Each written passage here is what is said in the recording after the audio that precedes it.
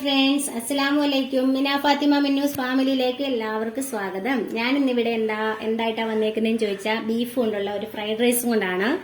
അപ്പൊ അതിനാവശ്യമായിട്ടുള്ള ഒരു കപ്പ്, ചെറിയൊരു കപ്പിന് ബീഫ് ഞാൻ ഇവിടെ എടുത്ത് വെച്ചിട്ടുണ്ട്. സബോള, കുരുമുളക് പൊടി, 2 മുട്ട, lemon juice, 1 cup basmati rice ഞാനിവിടെ കഴുകി വൃത്തിയാക്കി ഉപ്പിട്ട് വേവിച്ച് വെച്ചിട്ടുണ്ട്. ഒരു ചെറിയ കഷ്ണം വെളുത്തുള്ളി അരിഞ്ഞു വെച്ചിട്ടുണ്ട്. ക്യാരറ്റ്, ക്യാപ്സിക്കം, സോയാ സോസും പിന്നെ ടൊമാറ്റോ സോസും. നമുക്കെന്നാ ചെറുതായിട്ടൊന്ന് വീഡിയോ കണ്ടാലോ? വാ. പാൻ ഇവിടെ വെച്ചിട്ടുണ്ട്. പാൻ ചൂടായി വരുമ്പോഴത്തേക്ക് നമുക്ക് ഓയിൽ ഒഴിച്ചു കൊടുക്കാം. വെളിച്ചെണ്ണ അല്ലാതെ എന്ത് ഓയിൽ വേണമെങ്കിലും നമുക്ക് ഒഴിച്ചു കൊടുക്കാം കേട്ടോ. 2 ടേബിൾ സ്പൂണോളം ഒഴിച്ചു കൊടുത്തിട്ടുണ്ട്. ആദ്യം നമുക്ക് ഈ അരിഞ്ഞു വെച്ചിരിക്കുന്ന വെളുത്തുള്ളിയാണ് ഇതിലേക്ക് ഇട്ട് കൊടുക്കേണ്ടത്.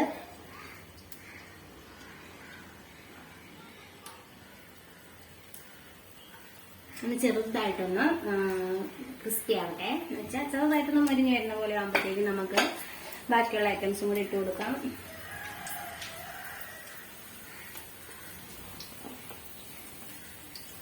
സവാള ഇട്ട് കൊടുക്കാം.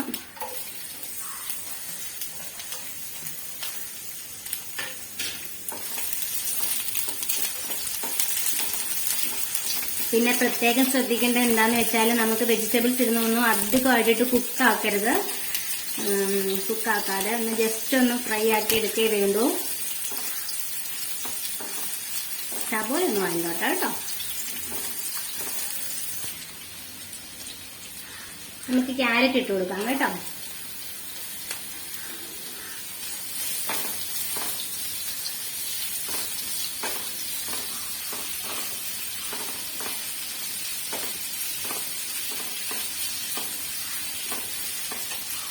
ക്യാപ്സിക്കം,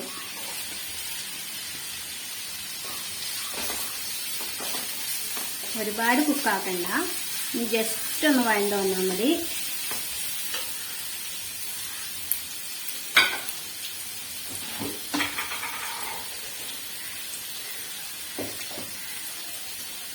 ശകലം ഉപ്പിട്ട് കൊടുക്കുക. കാരണം എന്നാന്ന് വെച്ചാൽ ചോറിലും വേവിച്ച് വെക്കുമ്പോഴത്തേക്ക് ഞാൻ ഉപ്പിട്ടിട്ടാണ് വേവിച്ച് വെച്ചേക്കുന്നത്. പിന്നെ ബീഫും വേവിച്ചപ്പോൾ അതിൽ ഉപ്പിട്ടാണ് വേവിച്ചേക്കുന്നത്. അത് കാരണം നമുക്ക് ഇതൊക്കെ ഒരുപാട് ഉപ്പിന്റെ ആവശ്യമില്ല.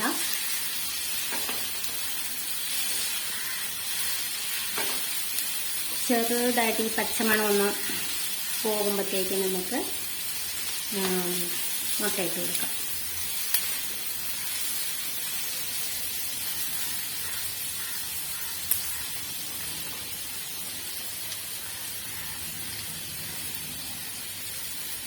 ഏറ്റവും ഈസി ആയിട്ടുള്ള ഇതാട്ടോ. ഇതിനകത്ത് ഏത് വെജിറ്റബിൾ വേണമെങ്കിലും നമുക്ക് ആഡ് ചെയ്യാം. ഇപ്പൊ എന്റെ കയ്യിൽ ഇത് 2 ഉള്ളായിരുന്നുള്ളൂ, ക്യാപ്സിക്കം, ക്യാരറ്റ്. അതുകൊണ്ടാണ് ഞാൻ ഇത് 2 മാത്രം ചേർത്ത്. ഇനി ബീൻസ്, എന്ത് വേണേലും നമുക്ക് ഇതിനകത്ത് ഉൾപ്പെടുത്താവുന്നതാണ്.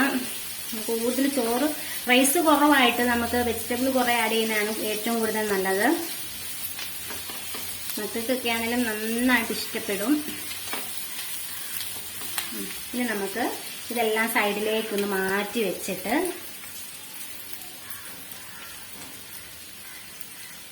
മുട്ട ഇതിനകത്തേക്ക് ഒഴിച്ചു കൊടുക്കാതെ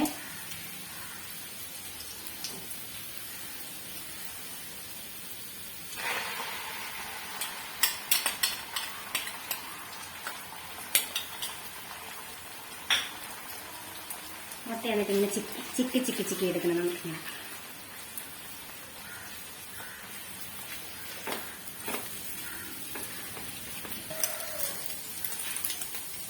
കുരുമുളക് പൊടി ഇട്ട് കൊടുക്കാം കേട്ടോ.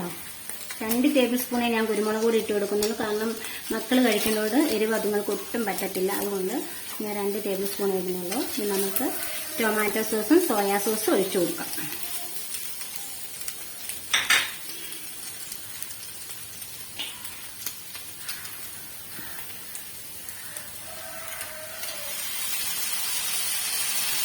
സോയാ സോസ് ഒഴിക്കുവാണ് 1 ടേബിൾ സ്പൂണോളം മതി കേട്ടോ, ഒരുപാട് വേണം. അടുത്തത് നമുക്ക് ലെമൺ ജ്യൂസ് ഒഴിച്ചു കൊടുക്കാവേ.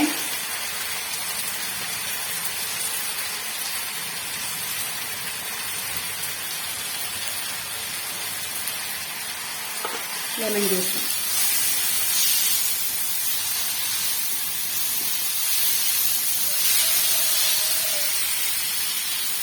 ലോ ഫ്ലെയിം ആക്കിയേക്കണം കേട്ടോ തീ വെച്ചിട്ടേക്ക്.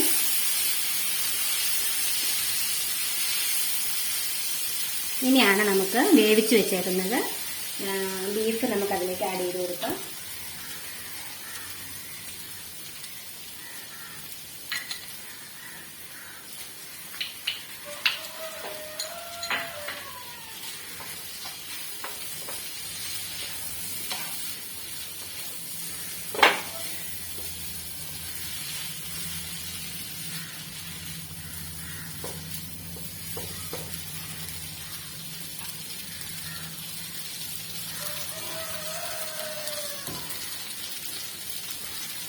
ഇനി നമുക്ക് റൈസും കൂടെ ആഡ് ചെയ്യാം.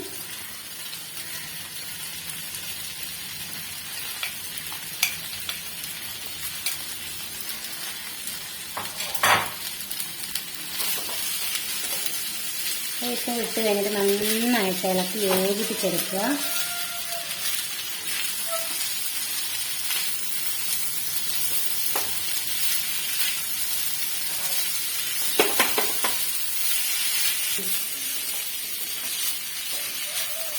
അടിപൊളിയായിട്ട് വന്നിട്ടുണ്ട്, കാണുമ്പോൾ തന്നെ മനസ്സിലാകും.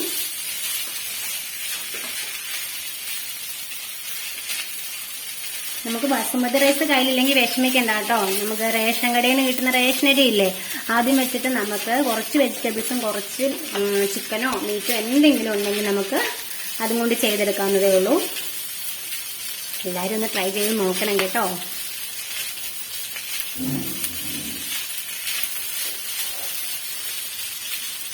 എത്ര ഉള്ളൂ, നമുക്ക് അടിപൊളിയായിട്ട് ഫ്രൈഡ് റൈസ് ഇവിടെ റെഡി ആയിട്ടുണ്ട്. ഇനി നമുക്ക് സെർവിംഗ് ബൗളിലേക്ക് മാറ്റാം.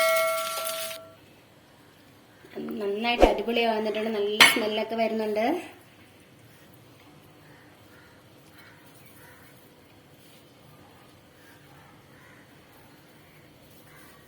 വാവ്, സൂപ്പർ.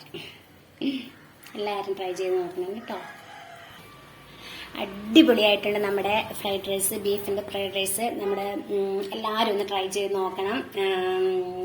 കുട്ടികൾക്കൊക്കെ വളരെ ഇഷ്ടമാകുന്ന റെസിപ്പിയാണ്. ഇൻഷാ അല്ലാഹ് ചെറിയൊരു വീഡിയോ ആയിട്ട് ഞങ്ങൾ ഇനിയും വരുന്നതാണ്. അപ്പം താങ്ക്സ് ഫോർ വാച്ചിങ് ഡിയേഴ്സ്.